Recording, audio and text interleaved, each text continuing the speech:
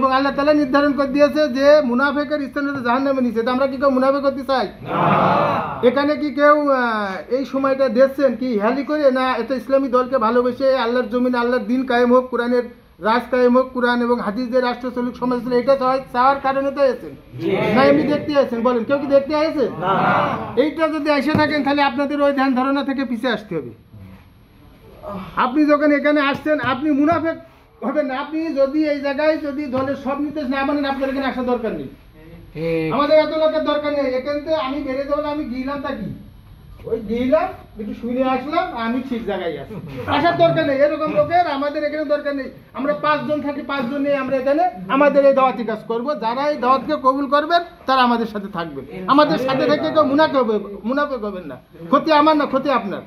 আপনি এই জায়গায় যদি এসে মুনাফিক করেন আপনি মুনাফিক হয়ে গেলেন। আপনি কিন্তু যদি এমনি যদি এখানে নাও আসেন তবু আপনার একটা হিসাব আছে, মুসলমান হিসেবে আপনি স্বীকৃতি পাবেন, কিন্তু এই জায়গায় আসার পরে মুনাফিক হয়ে যাবেন।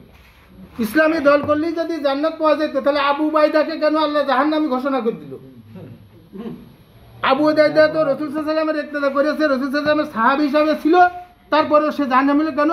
সেই আল্লাহ রাসূল সাল্লাল্লাহু আলাইহি ওয়াসাল্লামের কাছে থাকেছে এবং নেতা মেনেছে আবু জেহেলের।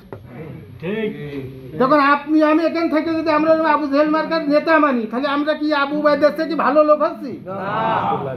আব্দুল্লাহ ইবনে উবাই যাকে আল্লাহ যে মুনাফিক বলেছে। এখন এই থেকে আমাদের সাবধান হতে হবে, সচেতন হতে হবে। আমাদের কথা হচ্ছে আমরা এই দলটা করছি, আমাদের 5টা সমর্থন থেকে 5টা ভোট থেকে আমরা আমাদের বাক্সে দেব।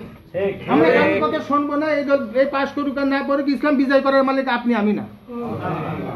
আমার কাজ দাওয়াত দেয়া, আর এটা বিজয় করার মালিক আল্লাহ। আল্লাহ তাআলা যেদিন চাবে এই বাংলাদেশ ইসলামী রাষ্ট্র হবে, আল্লাহ তাআলা সেদিন ঠিকই বিজয় দিয়ে দেবে। মানুষের ধারণা ছিল শেখ হাসিনা 42 সাল পর্যন্ত ক্ষমতা থাকবে। শেখ হাসিনার মৃত্যু না হওয়া পর্যন্ত আওয়ামী লীগ ক্ষমতাতে যাবে না। এই কথাটা সবার মুখে ছিল কিনা? কেউ কি জানতো যে 1 মাসে ছাত্র আন্দোলনের এই 5ই অগাস্টে শেখ হাসিনা সবকিছু দল বল নিয়ে এই দেশ থেকে ছেড়ে চলে যেতে হবে? কেন গেল? আল্লাহ তাআলা বলছে আমি যাকে খুশি তাকে রাজত্ব দান করি এবং যাকে খুশি তার কাছে আমি রাজত্ব কেনে নিয়ে বেইজ্জতি করি। আমি যাকে সম্মান দেওয়ার ইচ্ছা আল্লাহ করেন তাকে সম্মান দেন এবং আল্লাহ তাআলা তাকে বেইজ্জতি করেন। এটা কার কথা? আল্লাহর কথা। তাহলে এই কাজটা করেছে কি? আল্লাহ তার যে পর্যন্ত সময় দিয়েছিল, আল্লাহ তাআলা একটা মানুষকে ক্ষমতা দেয় একটা নির্দিষ্ট সময় পর্যন্ত। সেই সময়ের ভিতরে ওই ব্যক্তি যদি ভালো কাজ করে তা আল্লাহ তাআলা পরবর্তী তার ক্ষমতা আবার বৃদ্ধি করে। আর সে যদি সীমা লঙ্ঘন করতে করতে খারাপের দিকে যখন বেশি চলে যাবে আল্লাহ তাআলা তার ওই ক্ষমতা থেকে নামাই দেবে। তা কেউ টেরও পাবে না। সাইজে বলে যে উপরতে নামতে লুঙ্গি ফুটে পড়ে যাবে, তো পড়ার সময় পাবে না। তা এখন আমরা এখানে আসছি, আমি আপনাদের কাছে এইটুকু অনুরোধ করি আপনারা কেউ মুনাফিক হবেন না। আসেন না এখানে, আমার তাতে কোনো আপত্তি নেই। আমি এখানে বিরাট দল করার জন্য আসিনি। আপনারা তো ভালো জানেন আমি বিএনপি করতাম, আমি ওয়ার্ডের 3বার মেম্বার।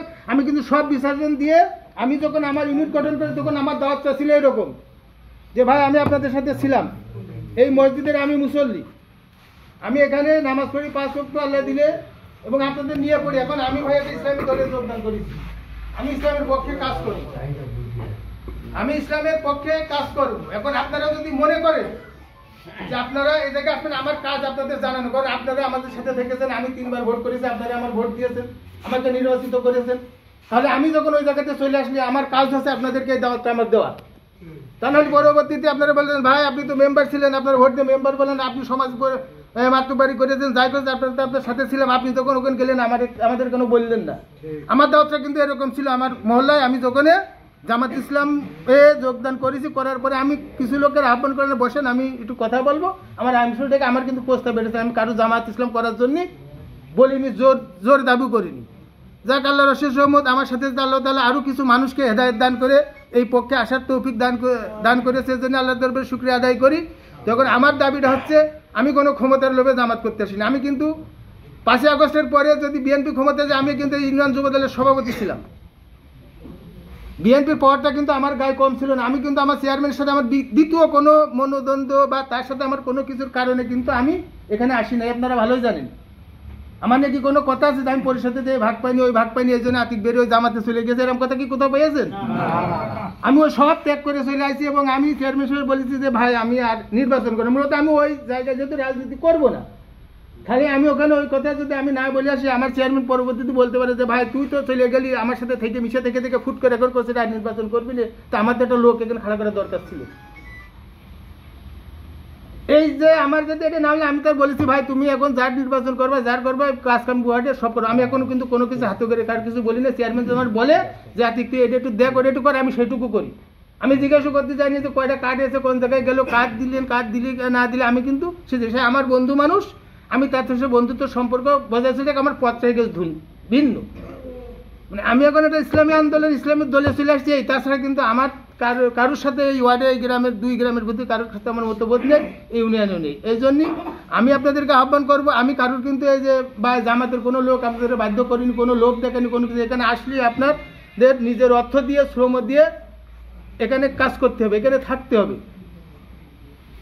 তাহলে ইনশাল্লাহ আমরা যেখানে আসছি যারা মন থেকে আসছে, আমরা ইসলামী রাষ্ট্র কায়েম হোক, কোরআনের আইন দিয়ে রাষ্ট্র চলুক, আমরা এটা অবশ্যই সবাই চাই। তাহলে ইনশাল্লাহ এই পথে আমরা থাকবো এবং কাজ করব। আমি করব, আমার পরিবারে যারা আছে, আপনি যে ওই অন্য জায়গায় আপনার যাওয়া দরকার নেই।